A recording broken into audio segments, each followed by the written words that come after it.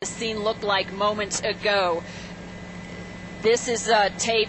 This is when we first arrived on scene, and it looked like officers standing on a hill above this earth mover turned tank were firing some pretty heavy arms at him, trying to find a weak spot, trying to find some way to immobilize. This man was now on the east side of Granby in what's called an independent propane company yard. We thought for a time he might actually be taking out some of the propane tanks. He kind of looked like that's what he was thinking about, and then he took off and headed into the downtown area again. Now, if you'll stay with me, photographer David Gregg is going to fast forward some of the videotape, show you just a little bit of some of the crazy things that this man has done over the course of the past hour and a half. And again, we want to emphasize, at last check, when we were last over Granby about 15 minutes ago, he had been stuck inside the back end of the Gamble's appliance store, apparently taken out his own radiator, and the engine had seized up, and SWAT team members were trying to get inside the tank. But a tank it is. It's an earth mover no more. It's actually a tank.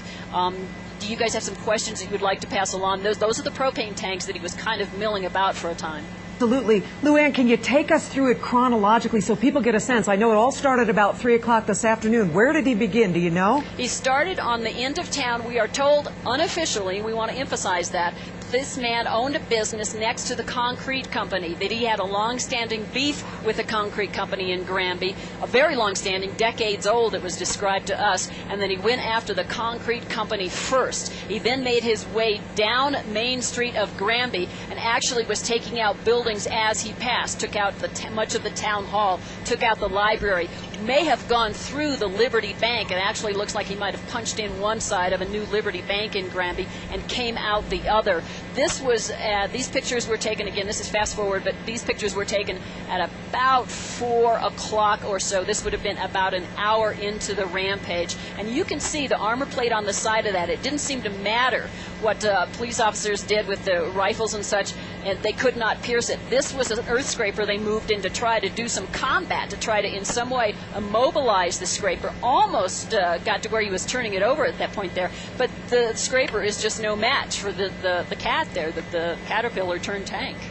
Hey, if you're just joining us, it's now 5 o'clock. This is News 4 at 5. This story's been developing since about 3 o'clock. This is file tape of a man who's got into some bulldozer that he's made into a makeshift armored covered bulldozer, and he's damaged or destroyed half a dozen buildings in Granby, a town of about 1,500, about 50 miles west of Denver in Grand County. So far, we're hearing no one's been injured, but that has not been confirmed.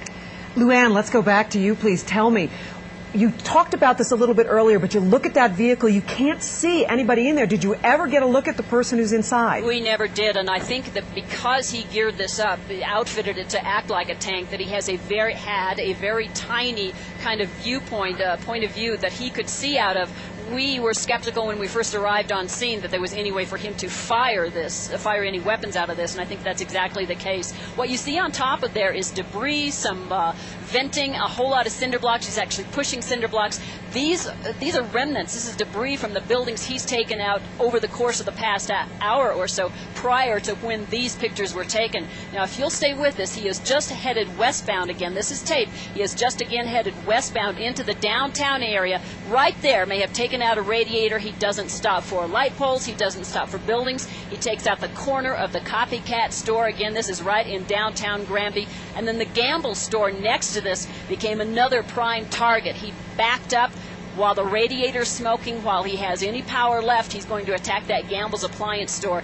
Many of the stores, the buildings, the offices that we have seen him take out apparently seem to have some rhyme or reason to him, some kind of history, some kind of ongoing gripe that were part of his problem with the city officials and some of the other business owners in Granby. He's going to turn around here and make one last stand and shove that caterpillar into the Gamble's appliance store.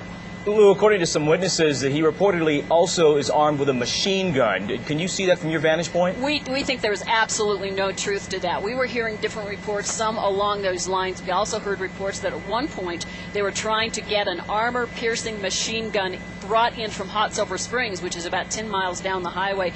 That apparently was their thought as to what their only hope was as to how to stop this man. But he actually ended up stopping himself. You can see now that long stream of wet pavement there. That's the radiator. Apparently took out the hose or some other part of a radiator underneath this caterpillar. and he is going to make one last stand, go over the curb, and start punching his way into the gamble store and into the back of that. When we left the area of Granby about 20 minutes ago, he had wedged himself in the back end of this store, began, and apparently had taken out the radiator, and he'd become immobilized, and we had SWAT team members trying to figure out how to get inside the Caterpillar. And is that where it stands right now, Lou? Have they gotten inside? Do you know? We don't know. We haven't been able to communicate with our crew on the ground up here. You can see he just is deliberate and determined, and nothing will stop him except his own equipment. What we're going to do, if you can stay with me now, he's going to make one last stand here. We're going to fast forward again and show you how far he gets, and then we'll take it up to where we actually have members of the Grant County SWAT team, the Sheriff's Office SWAT team, standing on top of the Caterpillar, trying to figure out how to get in. I'm sure police officers, sheriff's deputies were themselves assuming for a time that he was armed, because they were trying to keep their distance, trying to take cover. Actually took cover, as you can see there, behind the scraper, but they seemed to realize at some point that he was unable to shoot out, and that at this point he was like a turtle on his back. He was very vulnerable. He had gotten himself wedged, he disabled the Caterpillar, and there was no place for him to go. The challenge now was to get him out of there. We don't know how that stands. So the video we're looking at is of that department store you were talking about. Is also, we understand that the hardware store, I also understand that he did some damage to a bank, Liberty Bank, that was recently opened, and the town's newspaper building, a two-story structure as well. Sky High News is the newspaper office there. We're told that that's virtually a rubble. We heard from Terry Hurdle on News 4 earlier, and she owns an antique gun shop, black powder gun shop at the other end of the store, and she said that somebody came running in and told her to run out because it looked like this man earlier was making a beeline for their store and then turned and went elsewhere. Yeah, it seems, again, as we talked about earlier, that it was very systematic, that he was picking and choosing where he was going. He was very deliberate in his choices. Yeah, there may well have been a method to his madness, which is probably a good way to look at it right now. Pilot Mike Silva, photographer David Gregg, and I have taken a poll. We've been flying collectively about 70 years in this market. We've never seen anything like this. Yeah. You know, Luann, we'd like to go now, and stay with us. We understand that you've got great video, and you definitely have a vantage point, and you understand what's going on, and you've certainly done a great job bringing us up to date. But we'd like to talk now with Bonnie Brown. Bonnie is joining us by telephone. And Bonnie, we understand that you are a friend, perhaps, of the man who is inside that bulldozer. Is that correct? Yes, that's correct. What can you tell us about this person? Well, he systematically is going through the different buildings. That is correct, the information about the ongoing dispute with the concrete company. And he went to Gamble's because the person who owns it was on the town council, and had to do with excessive taxes on his property that he purchased to build his muffler shop. And he talked with me about doing this back in January, and just in a conversation while we were having dinner, and of course I thought that he was just kidding. I had no idea that he would follow through with it and continue. Bonnie, without giving us his name, and please don't, tell us, when you did talk to him, and he was planning this, according to you, did he mention the buildings he was going to hit, the specific buildings? No, he just said that the people that caused him harm, that he was going to, I'm trying to think of how he put it, that he would pay them back Bonnie, for what they had done to him. Take us again through his gripe. I don't quite understand what he was upset about.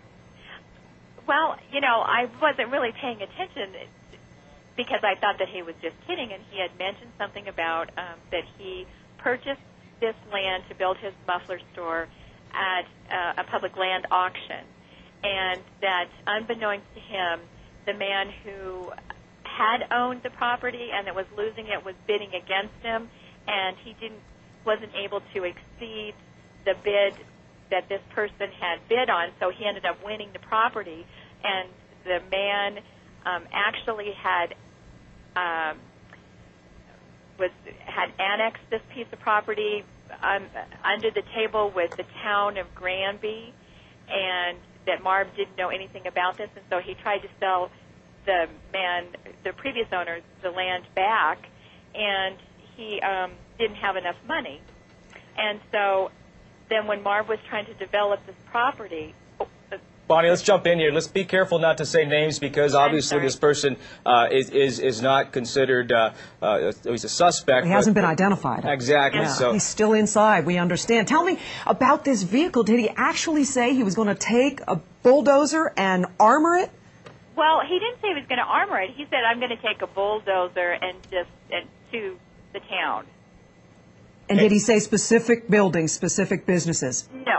No, because I didn't know the people that were involved. He just said that it was the town council members, and so I'm assuming that he would just be, because several other buildings that were taken out had to do something part to do with this land transaction and the taxes that were levied upon him, and he said that it cost him